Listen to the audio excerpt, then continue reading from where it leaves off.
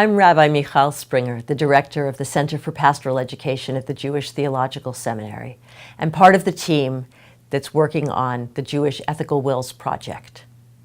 All of us who are working on the Jewish Ethical Wills Project are passionate about ethical wills because of their deep resonance within Judaism and the way in which they are relevant today. Jewish ethical wills help us to contemplate the meaning of our lives and articulate something of the legacy that we hope will live on after we've died. It gives us an opportunity to speak about our lived experience and reflect on our core values. Those of us who create ethical wills are helped in our living now, as well as leaving something meaningful behind for those we love. In this video, I'm addressing facilitators who are making use of the online facilitator module. We have instructions there about how to prepare for the groups, how to run the groups, suggestions for activities to do with the people you're facilitating.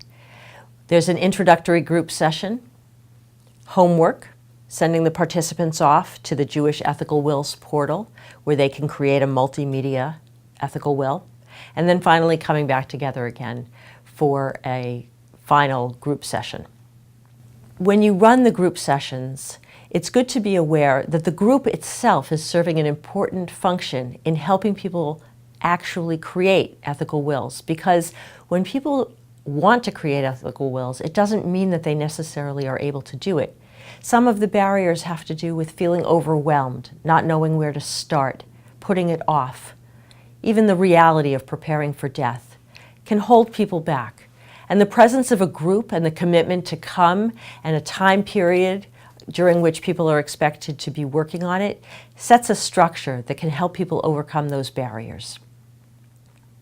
When people come to the group, we want to be mindful of group dynamics that may inhibit some people from participating and give space for everybody to be able to engage. We want to create a welcoming environment that affirms people, acknowledges a diversity of experience and values, is non-judgmental, and gives people the space to grapple with what might be emotionally and spiritually weighty for them, acknowledging that whenever people are contemplating their own death in any form, it does raise anxiety.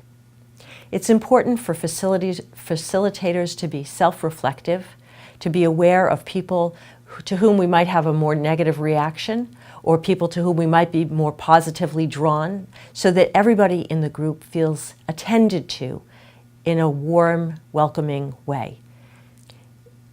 Sometimes people might feel overwhelmed and need outside resources like a spiritual caregiver or a rabbi or perhaps even a therapist. And it's good for us to have referrals in mind that we might make gently if the occasion arises, because our role with the group is limited to the sessions that we're conducting, and they might need more than what we're able to offer them.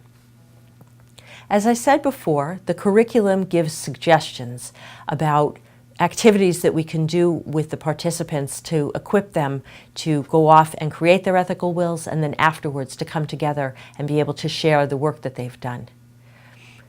You're free to follow the suggestions, and you're free to adapt them, especially as you get more experience and you find that you want to bring your creativity to shift it around, to tweak it so that it's more in keeping with how you like to do things. You are certainly welcome to do that.